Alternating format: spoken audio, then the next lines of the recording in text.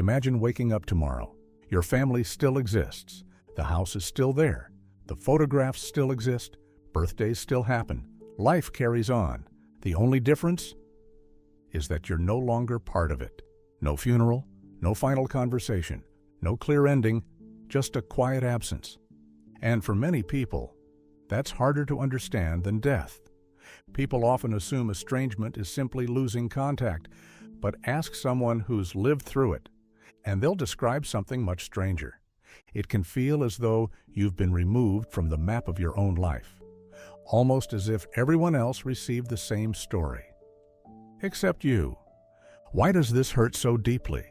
Why can capable, successful adults suddenly begin questioning who they are, where they belong, and whether they'll ever truly feel at home again?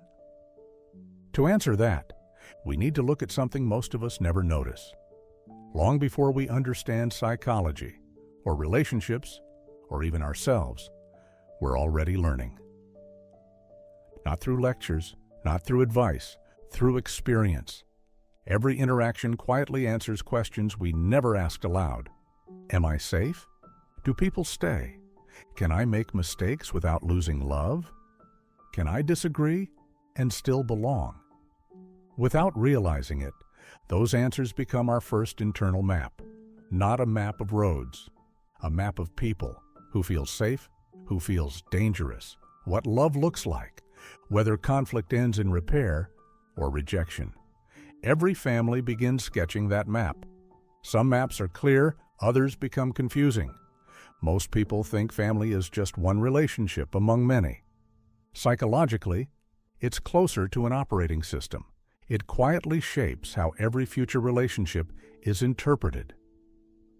Friendships, romantic partners, colleagues, authority figures, even complete strangers.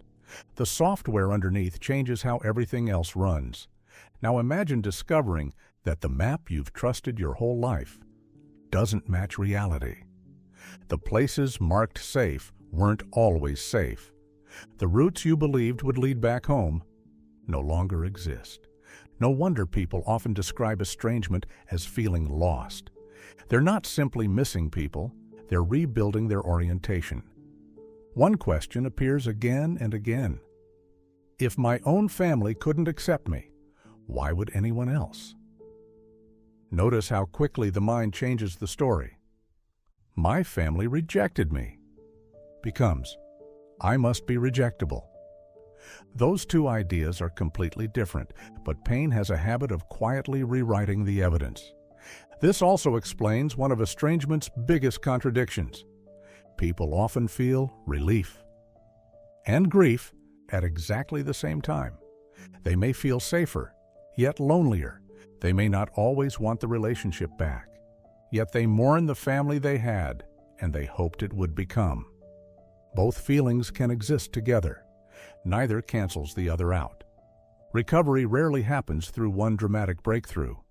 Instead, it happens much more quietly. One reliable conversation, one respected boundary, one apology that isn't followed by another betrayal, one relationship where trust grows instead of shrinking. Belonging isn't found overnight.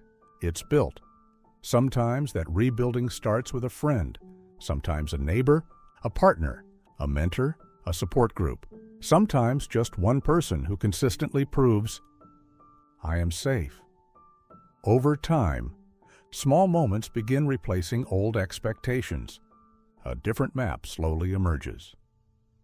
Perhaps that's the most hopeful thing psychology teaches us.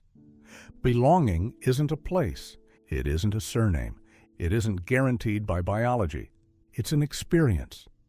And experiences can change. The family that first shaped your map doesn't have to define the rest of your journey.